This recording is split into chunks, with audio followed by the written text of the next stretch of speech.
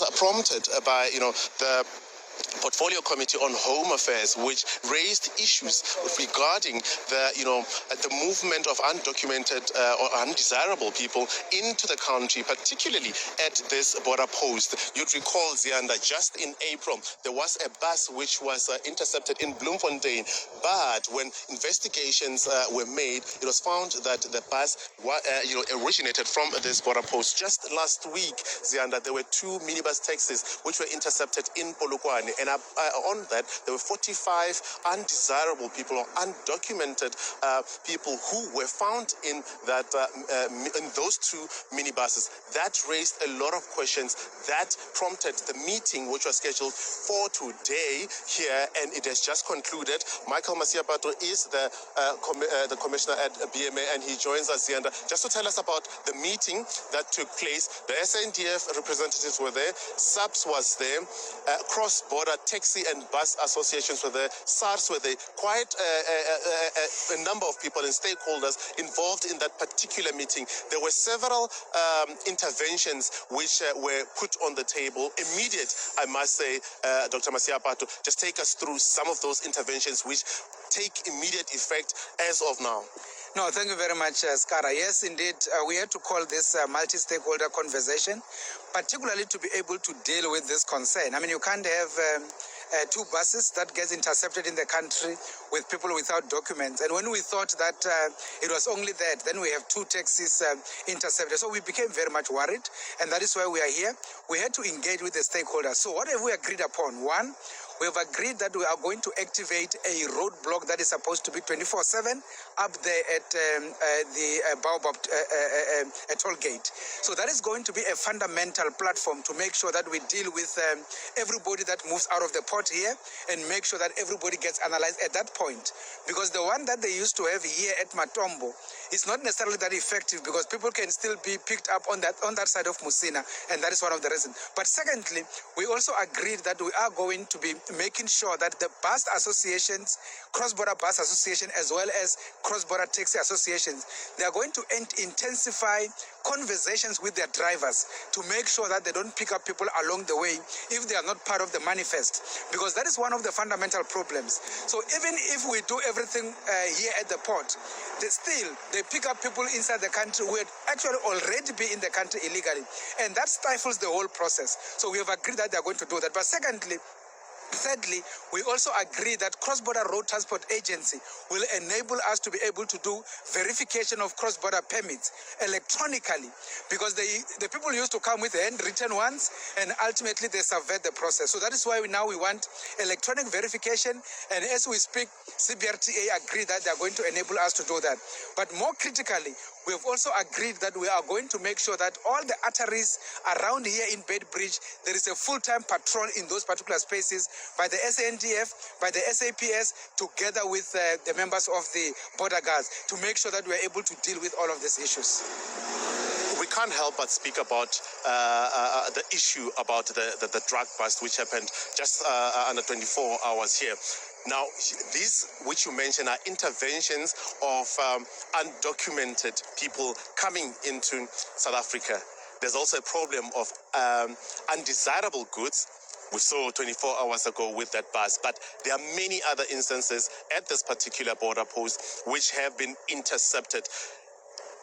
Were you taken into confidence, one, about the origin of that truck, its owners, where it was destined for, and the occupants particularly who will be appearing in court tomorrow here in Musina? Yeah, so basically what I can say is that the Minister of Home Affairs, Dr. Leon Schreiber, had called for media briefing tomorrow at 8:30, and most of those aspects is going to be unpacked. However, what I can indicate is that we just know that it was actually coming from Malawi, because it is a Malawi registered conveyancer. In this instance, there were 3 Malawians in the ecosystem that had to be arrested, and as we speak, they are in Musina police station. They are definitely charged for drug trafficking and all of that, and they are going to appear to court tomorrow. And of course, that is being handled by the Hawks as well as the NPA, and I suppose when they appear, more information will come out of that. In terms of the other complicated issues around where was it destined to, what is the origin, and all of those. Those are the things that will come out through the investigation that is going to be handled by the Hawks, because this is a very serious intervention ultimately as it happened. And from where we sit, we consider it to be involving serious cross-border syndicates. And that is why we consider this to have been a key supply to some of the illegal labs that are created in farms where they actually create these mandrax tablets. Let's talk about an issue that you can answer to, the technology which was used to detect that there was something that, or material that manufacture drugs in that particular truck. From what I could observe, there is only one scanner from the bypass where it was scanned. How efficient or is having that type of equipment here in making perhaps your jobs easy to detect some of these undesirable goods that attempt to make it in South Africa? Yeah, you see, the issue of investing in scanners is very much fundamental. I mean, as you say, illegal or illicit goods movement is one of the fundamental challenges that we face as a country. And that is why it becomes very much critical that we have to invest in scanners. At least here in Bedbridge, we do have the scanner, as you have seen. And that is the scanner that was able to pick up that particular secret compartment that actually was created in that particular truck, where all of those drugs were actually, or the ingredient was actually put at. So it is very much important that we invest in the scanners. And I think you will also note that that is one thing that government is committed to make sure that there is a bit of investment in, so that we are able to intercept some of this. You will remember just a month ago, we also intercepted high consignment of explosives that still came from the north, but that one came from Zimbabwe and it was going to South Africa. Those ones, they are basically used for exploding the cash in transit vans. They explode the ATMs, but they also explode the for illicit mining activities underground. So these are some of the interventions. But from where we sit, we use a very sophisticated risk management modeling, where we isolate trucks that we consider them suspicious. We take them through to the scanners, and out of that we are able to pick up those issues and be able to deal with them. In conclusion, would the success of such a bust help amplify the message that you've been saying about the personnel at ports of entry and the financing or the budgeting issues, the budgeting constraints that have been faced by the BMA?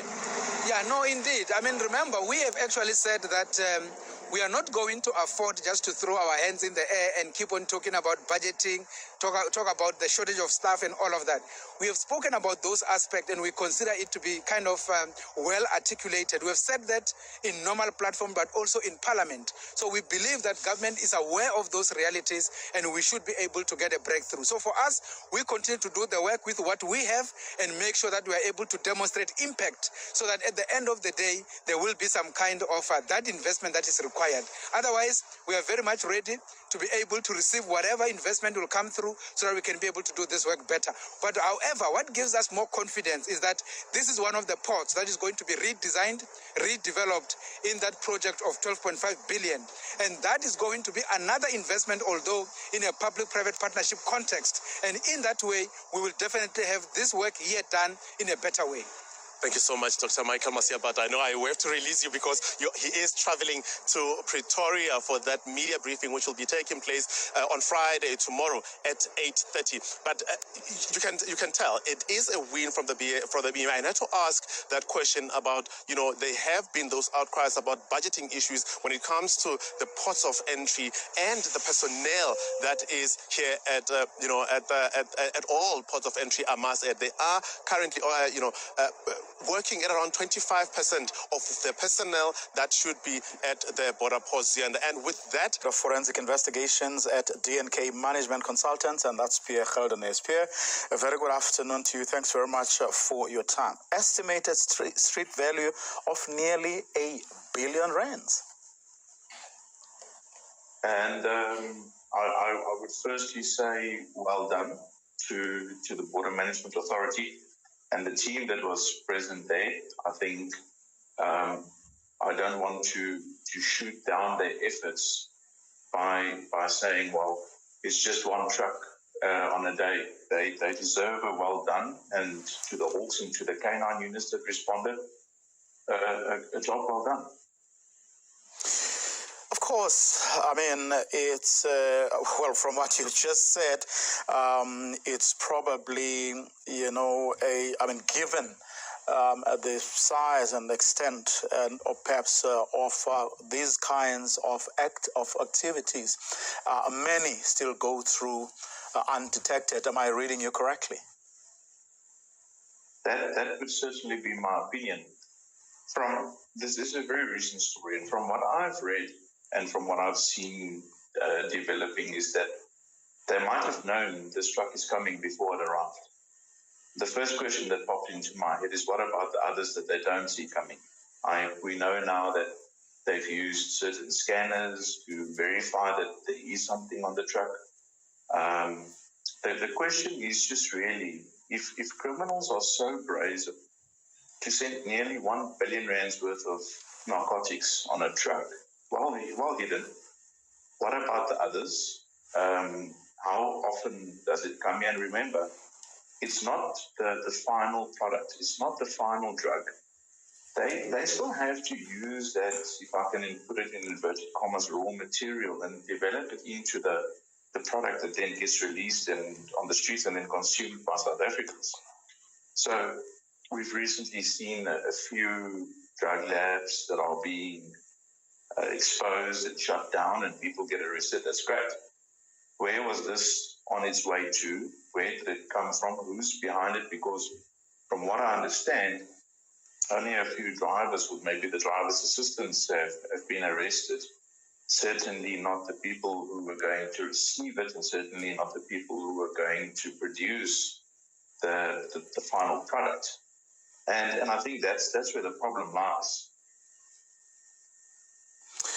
Have you been able to put a finger on the reasons why,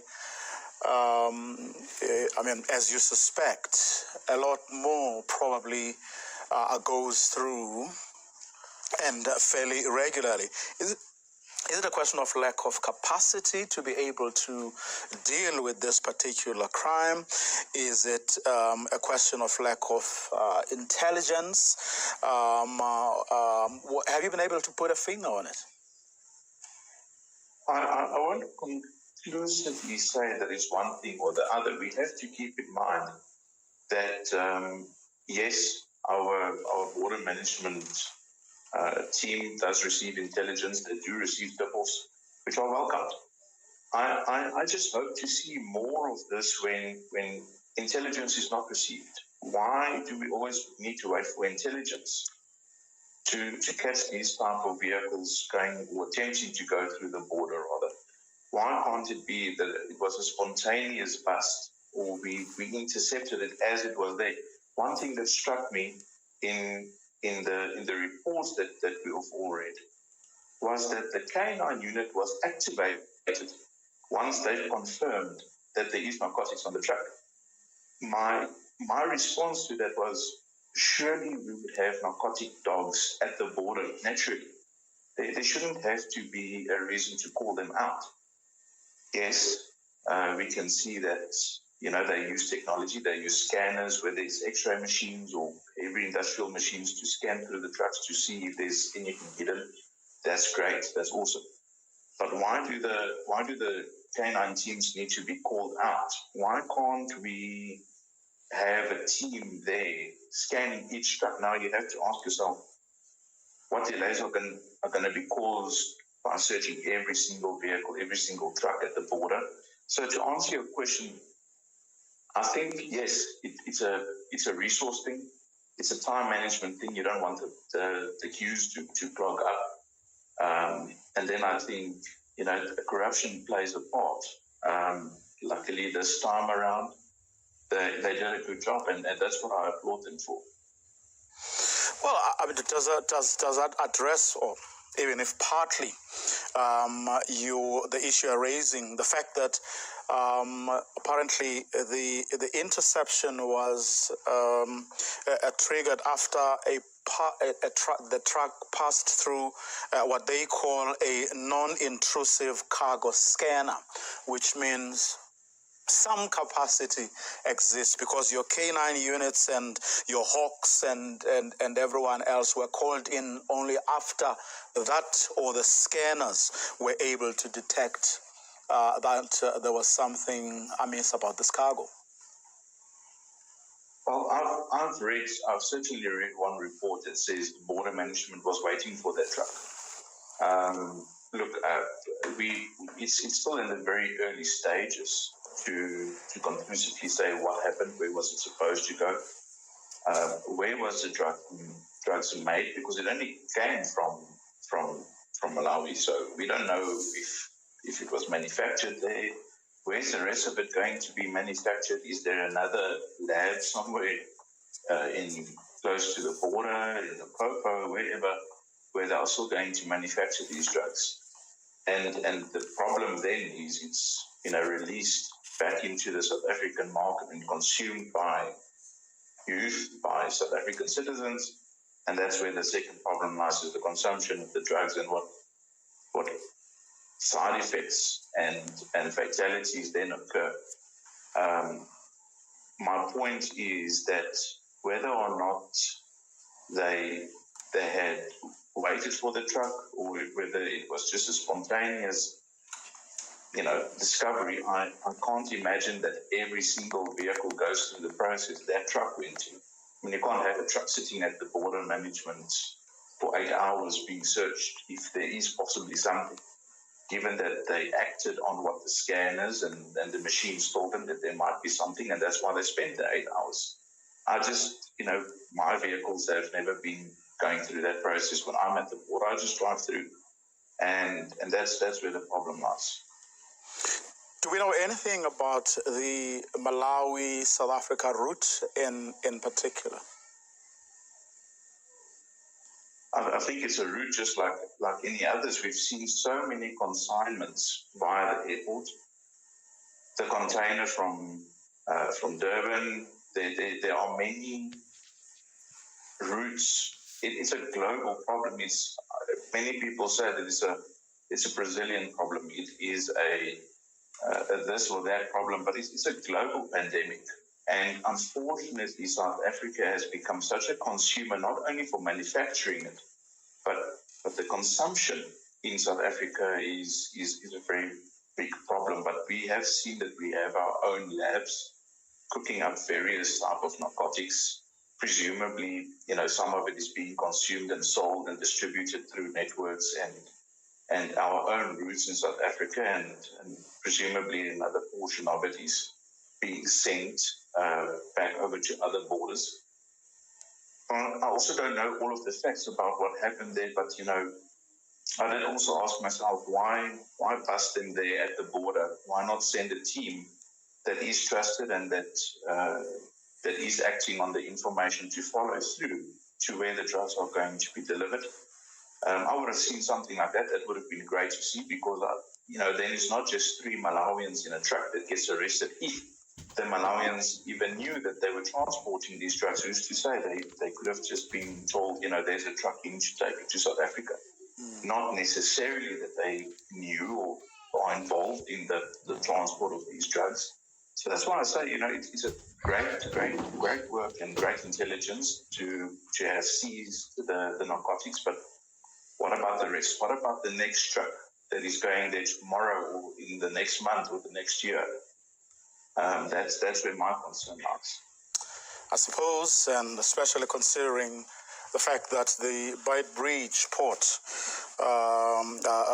border post is apparently the busiest land port of entry on the entire African continent. Pierre, let me thank you very much for your time from DNK Management Consultants.